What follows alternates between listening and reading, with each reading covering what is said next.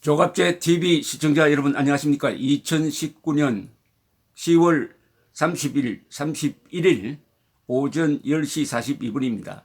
10월의 마지막 날입니다.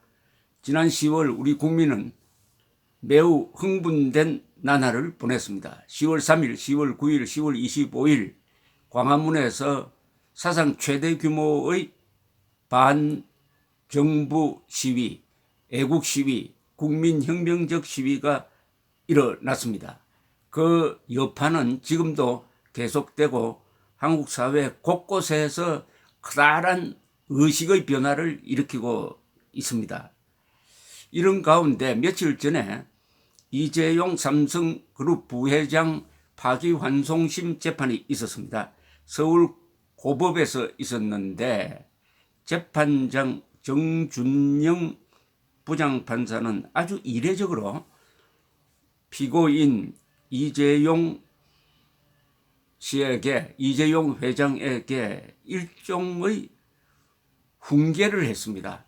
그 훈계한 부분이 기업과 관계되는 내용이 주가 되었습니다. 그러니까 혁신을 하라는 요구였습니다. 그런데 삼성그룹은 세계 최고의 혁신 기업입니다. 그것은 국제적 랭킹이 있습니다. 이걸 조금 더 소개해 드리겠습니다. 세계 최고의 혁신 기업인에게 판사가 혁신을 주문했다는 점에서 아주 주목을 받았습니다. 이런 이야기를 했습니다. 재판장을 맡고 있는 정준영 부장판사의 이야기입니다. 1993년 당시 만 51세의 이건희 삼성그룹 회장은 낡고 썩은 관행을 모두 버리고 사업의 질을 높이자는 신경영 선언을 하고 위기를 과감한 혁신으로 극복했다. 2019년 똑같이 만 51세가 된 이 부회장의 선언은 무엇이고 또 무엇이어야 하나? 라고 물었습니다. 이 부회장은 이 대목에서 고개를 끄덕이는 모습을 보이기도 했다고 합니다. 그러면서 이 사건에 대해서 이른바 국정농단인데 이것은 법률 용어가 아닙니다. 언론이 만든 용어죠. 이 사건에서 위법 행위가 밝혀진 위법 행위가 다시는 우리 사회에서 발생하지 않게 해달라는 국민적 열망이 크다. 그러나 몇 가지가 해결되지 않으면 삼성그룹이 국정농단과 같은 범죄를 다시 저지르지 않을 것이라고 누구도 장담하지 못한다라고 지적을 했는데 판사가 국정농단이라는 표현을 쓴 게 아주 좀 그렇다는 생각이 듭니다. 이 사건은 삼성 총수와 최고위직 임원이 계획해 가담한 횡령 및 뇌물 범죄다. 이를 방지하기 위해서 실질적인 기업 내부의 준법 감시 제도가 필요하다. 이렇게 이야기를 하고 이 사건은 재벌 총수의 지배력 강화를 위해 저지른 범죄다. 재벌 체제는 과도한 경제력 집중 현상이 발생하고 국가 경제가 혁신적 경제 모델로 도약하는데 장애물이 된다고 경고음을 낸다. 재벌 체제가 경제를 혁신시키는데 장애물이 된다는 것은 이것은 일부 세력이 하는 이야기지 과학적으로 검증된 게 없습니다. 오히려 외국에서는 한국처럼 오너십이 확실한 그리고 전문 경영자를 쓰는 현대 그리고 삼성 같은 모델의 기업이 가장 경쟁력이 강하다는 관점이 아주 널리 퍼지고 있습니다. 혁신 기업의 메카로 불리는 이스라엘 기업의 최근 경영을 참고하여 재벌 폐해를 시정하고 혁신적 경제로 나아가는 데 기여해야 한다라고 덧붙였습니다. 여기서 이스라엘 모델을 따라가라는 이 충고는 과한 겁니다. 이건 과해요. 이스라엘 기업보다 삼성이 훨씬 더 혁신적입니다. 왜냐? 제가 이 대목에서 이제 삼성그룹이 얼마나 혁신적인 기업이냐는 것을 설명해 드리겠습니다. 원래 이 포브스라는 경제 잡지의 집계에 따르면 삼성그룹은 세계에서 기업 랭킹으로 매출액 이익을 딱 종합해가지고 기업 랭킹을 내면은 세계에 아마 수천만 개의 기업이 있겠죠. 13등입니다. 13등. 13등. 매출액 13등. 이익 3등. 시가총액 17등. 종합해가지고 13등입니다. 그리고 제조업체로서 삼성을 뛰어넘는 기업은 도요타, 일본 자동차 회사, 그리고 폭스바겐, 그리고 애플 왔다 갔다 합니다만, 하여튼 제조업체로서는 세계 3위 아니면 4위인 기업이 삼성전자입니다. 이 경우에는 삼성전자입니다. 삼성전자. 이 이상 혁신이 어디 있습니까? 그런데 혁신만 가지고 랭킹 내는 회사가 있습니다. 보스턴 자문회사, 보스턴 컨설팅 그룹이라는 회사가 있죠. 여기서 매년 The Most Innovative Companies 해가지고 랭킹을 냅니다. 올해 랭킹을 보면은 보스턴 컨설팅 그룹에서 13년째 낸 랭킹을 보면은 놀라지 마십시오. 세계에서 가장 혁신적인 기업입니다. 랭킹을 제가 불러드리겠습니다. 1등이 알파벳 구글, 2등이 아마존, 3등이 애플, 4등이 마이크로소프트. 앞에 네 회사는 다 미국 회사입니다. 5등이 삼성입니다. 삼성이 덩치만 클 뿐 아니라 가장 혁신적인 기업, 창조적인 기업으로 딱 랭킹이 됐습니다. 대단한 것 아닙니까?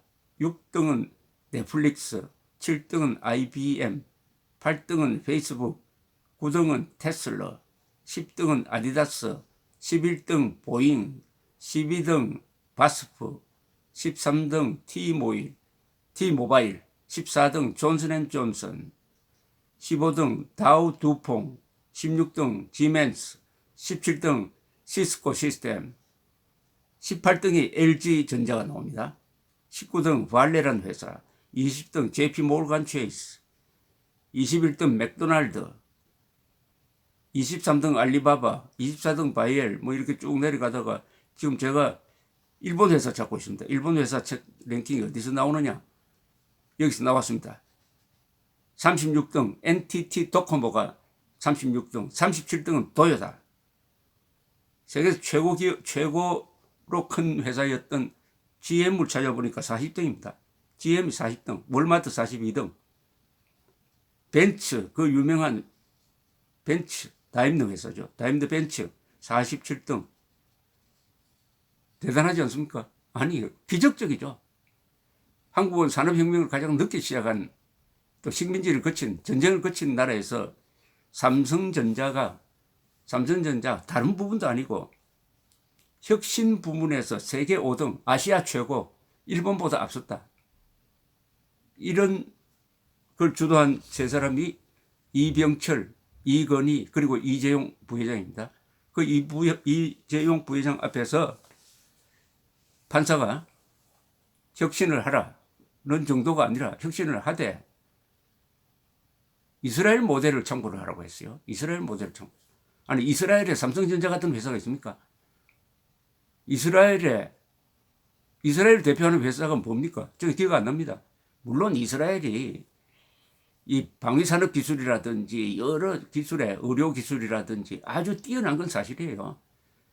그러나 작은 부분에서 뛰어납니다. 삼성전자처럼 이렇게 놀라운 거대한 거의 괴물과 같은 회사는 아니죠. 삼성전자는 특허 내는 데 있어서도 세계에서 아마 랭킹 한 5위에 뽑히고 브랜드 가치로는 항상 세계 7등, 8등 하는 회사입니다. 삼성전자를 가지고 있다는 것이 한국인으로서 얼마나 영광된 겁니까? 세계 랭킹에서 삼성전자처럼 높게 올라간 한국인이 있습니까? 한국의 국가적 랭킹은 덩치로는 대충 13, 4등, 질로 따지면 보통 한 26등에서 오락가락하지만 삼성은 그보다 탑5 안에 다 들어가는 이런 혁신. 그러면 삼성의 혁신은 어디서 이루어졌느냐? 삼성의 혁신은 이 정권과 비교하면 반대 경영에서 활동했기 때문에 이루어진 거죠. 정직하고 과학이고 합리적 경영하고. 제가 삼성이 왜 이렇게 혁신을 계속하느냐. 삼성전자는 놀라운 게 있습니다. 안주하지 않습니다. 항상 혁신합니다. 가만히 있으면 망한다 해가지고 항상 긴장을 조성을 하고 그 긴장 속에서 열심히 일하니까 매년 신기록을 세우는 것 아닙니까? 매년 신기록을. 그것은 지침을 이 설립자이신 이병철 회장이 기업 이념을 이렇게 정했습니다. 사업 보국이다. 합리 경영이다. 인재 제일이다. 인재 제일, 합리 경영, 사업 보국. 이 이상의 기업 이름이 있습니까? 그대로 한 겁니다. 그대로 실천해 온 것이죠. 그리고 삼성분들 만날 때마다 제가 삼성의 세계적 경쟁력은 어디서 나오냐 하면은 이병철 그리고 이건희 회장 두 분의 집념, 천재성, 과단성을 이야기하는 분들이 많습니다. 그 이외에 인사부서에 있었던 분을 만나면 이분은 또 인사가 투명했기 때문에, 인사가 공정했기 때문에 삼성이 오늘 이 자리에 왔다라고 이야기하고, 또 영업 부분에 있는 사람 물으면 또 그 나름대로 삼성이 가지고 있는 독특한 의사결정 과정이 빠르다든지, 또는 휴대폰 경우에는 동시다발적으로 만들어내는 제품 생산의 프로세스를 이야기하기도 하고, 그러니까 각 분야에 있는 사람들이 자기가 맡은 부분이 최고라고 이야기합니다. 그걸 종합하면은 진짜 최고가 나오지 않겠습니까? 저보고 물으라면은 삼성은 항상 오늘이 이 지구의 마지막 날이다. 내일 무슨 일이 일어날지 모른다. 그러니 오늘을 성실하게 살아야 한다. Here and now, 여기에서 지금 최선을 다하는 이런 자세로 처절한 경쟁을 피하지 않고 수용해서 일했기 때문이라고 일한 덕분이라고 생각을 합니다. 덕분이라고 생각을 합니다. 이런 삼성을 제발 혁신 부분에서 저 세계에서 꼴찌는 아니지만은 지금 중간으로 떨어진 우리 정권이나 이 관료들이 간섭만 하지 않으면은 삼성은 지금 1등, 세계 1등 기업이 될 겁니다. 간섭만 하지 않으면은, 괴롭히지만 않으면은, 지금 이재용 부회장을 구속 수사를 하고 2심에서는 집행유예로 풀려났습니다만은 다시 또 대법원에서 파기환송되어 가지고 또 지금 재판을 받고 있는데, 이게 몇 년째입니까? 2016년, 17년, 18년, 19년 4년째 재판을 받고 있습니다. 그러면서 법정에서 혁신 부분에 대한 강연을 듣는 입장이 되니까 문득 제 머릿속에 떠오르는 말이 있습니다. 산홍공상, 옛날 조선조로 돌아가는 거 아니냐. 조선조의 계급신분이 1등이 사자입니다. 선비. 이 선비가 엘리트가 아니었습니다. 오로지 중국의 문서를 달달 외우는데, 그것도 몇천 년 전의 문서를 금과 옥조처럼 생각해가지고 그것을 달달 외워서 현실에 적용하려고 하니까 그게 실패하지 않았습니까? 그리고 두 번째가 농사 짓는 사람, 세 번째가 산농공상, 공짜 물건 만드는 사람, 장사하는 사람은 제일 하층이었습니다. 산농공상. 선비들이 정권을 잡아가지고 공론하다가 결국 일본의 식민지로 전락하고 말았습니다.